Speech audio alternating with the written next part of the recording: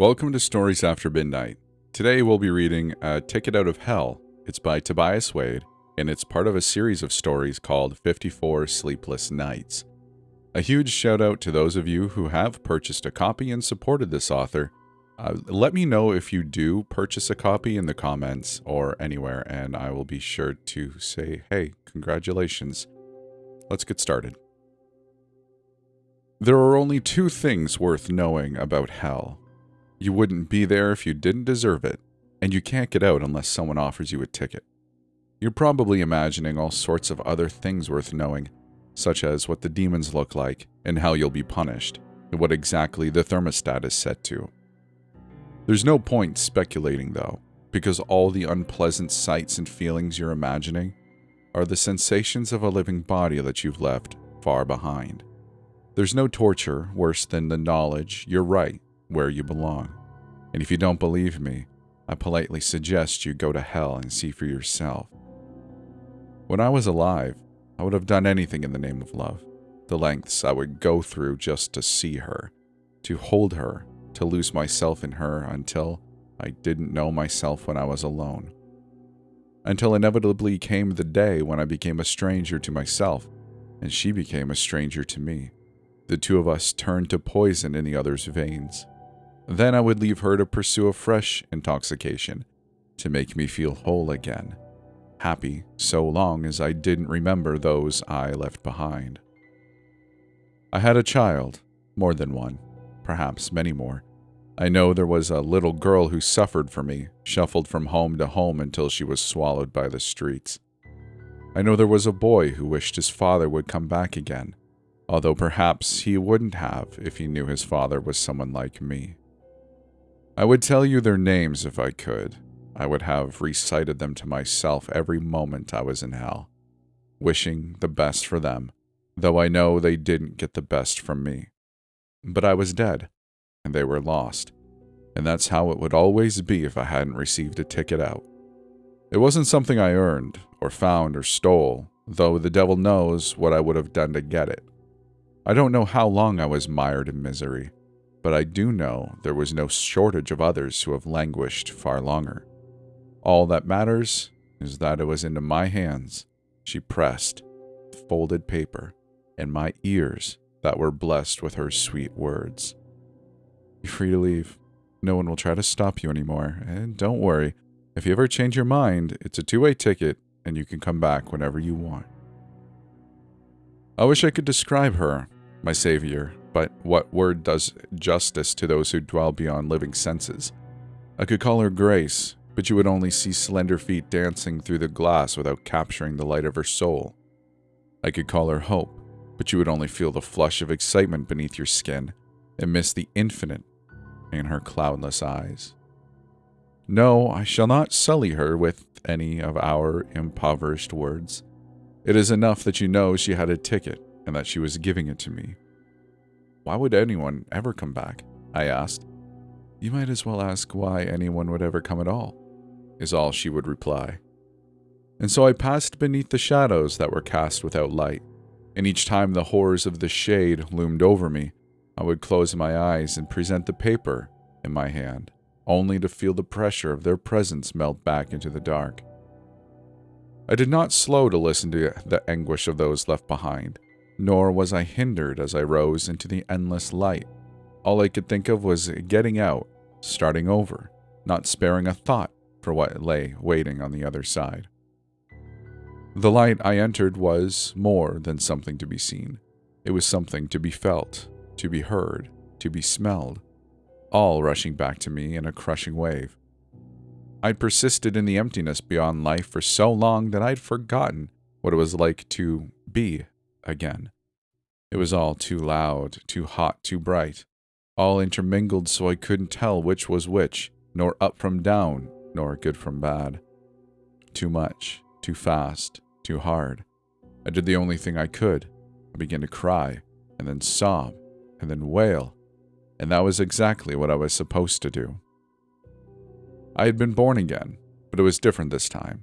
Staring up at my mother's face as she cradled me in her arms, I remembered everything that I had endured thus far. I even remembered that this woman was my mother. and that the man with his arm around her was my father, and that they were going to take me home to the same blue-carpeted room I always remembered growing up in. I hadn't just been born. I had been born into my own body. But if that were true, then why couldn't I stop crying once I realized what was going on? Why would my arm move without command? Why would I grab hold of the end of the fork even though I knew it would be sharp? Why did I think these thoughts, yet be locked inside a child that couldn't speak aloud? I hadn't just been born into my body. I had been born into my old life, and I was trapped inside without being able to change a thing. A prisoner to my every mistake. A helpless victim to rise and fall with the iron whims of fate. I could see and hear and feel everything that the body experienced, but my thoughts were cut off from those of the boy that would grow up to be me.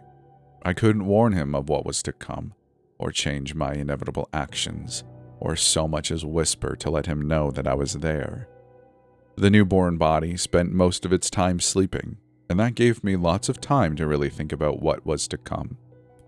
I was going to relive every embarrassing moment, every sickness, every defeat, all the way until my own death, every long night, every heartbreak, every regret, even worse this time around, for knowing they were coming, despite my body fooling itself into fleeting happiness. Somewhere in the back of the child's mind sat I, with a piece of folded paper still resting in my hand. It was a two-way ticket, and I could go back. But right now the child was only sleeping, and how could I say that I would prefer hell to this? I would wait, I told myself, until I couldn't take it anymore. One day I'd know my life had been ruined, and I'd use the ticket. But not today. Or tomorrow. Or tomorrow. Or tomorrow. Because I had spent a long time in the darkness, and I had forgotten how beautiful the world can be. Even if I couldn't control this new body, I still experienced its thrill of pleasure as it made each new discovery. The first strawberry, the first dog, the first time seeing the ocean from the window of a car. I had seen infinity after I had died, and I saw it again now through a child's eyes. And before I knew it, the years were starting to pass me by.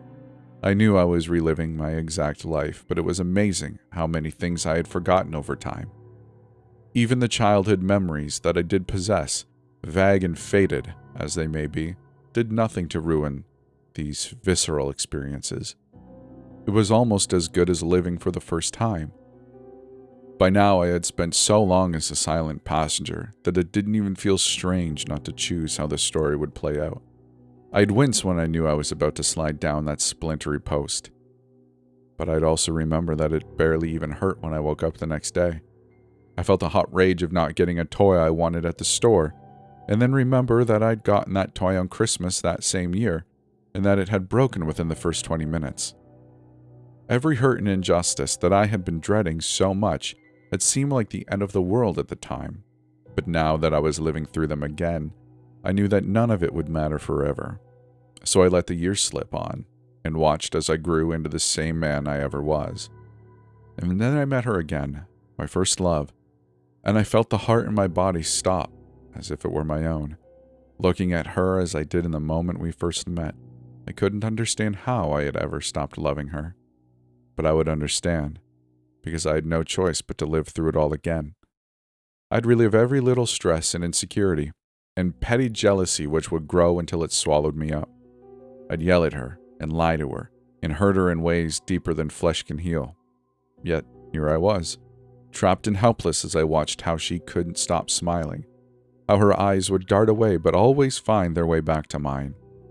I knew what it would feel like when all the love drained away from those eyes, only to be replaced by revulsion and remorse. My body didn't understand any of that, though. It only felt the flush of youth and the bubbling of love, so blind and lost that it would chase her again no matter the end. But I knew better, sitting alone at the back of my mind with a folded piece of paper in my hand. There was no point in going back to hell. If I was only trying to avoid grief and pain, hell would be no kinder to me. Here, there would still be moments of happiness to come, but going back to hell would banish even these. If I was only living for myself, then staying must be the right choice to make. And yet if I stayed, I knew I would not be the only one who suffered. Whatever I endured in hell, at least I would be sparing my love and her future children a life with me in it. Better that I should go back where I belong than force fate to play as this hand again. I'm ready to go back now, I said to no one in particular.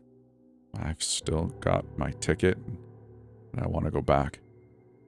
I closed myself away from the light and the noise and the smells of the world, and I was in the darkness once more. And out from that darkness I felt a touch upon my wrist, and I thought it was my Savior, my grace, come to take me back to the other side.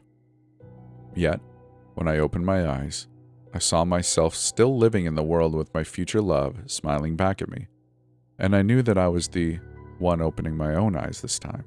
And when I folded my hand over hers, I knew that was a choice I was making now, one that had never happened the first time around.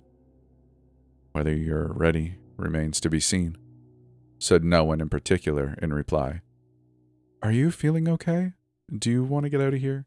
My love asked me, just the way she had on the day we'd first met. No, I don't want to leave. I'm right where I'm supposed to be, I told her. From the way she smiled, she must have known I was talking about her. My ticket has gotten me out of hell, but will it bring me back again? I suppose that's up to me to decide. That's the end of the story. I really hope you enjoyed it.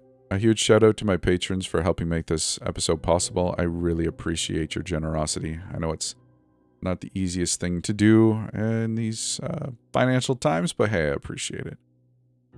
I hope you enjoyed this story, and whether you're listening on YouTube or the podcast, I do appreciate you. I appreciate you listening. It does mean a lot. With all that said, if you'd like, you can come join my Discord and chat with us. It's pretty chill. It won't take up a whole lot of your time.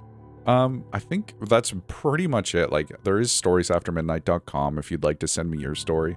That is also a thing. Sometimes I feel like I have so many things that I want to just kind of rhyme off that I forget half of them half the time. So, anyways, there are those things. So, whether you'd like to do any of them, it's totally up to you. I just appreciate you listening. And if you buy yourself a copy of this book, let me know. With all that said, I'll see you in the next one.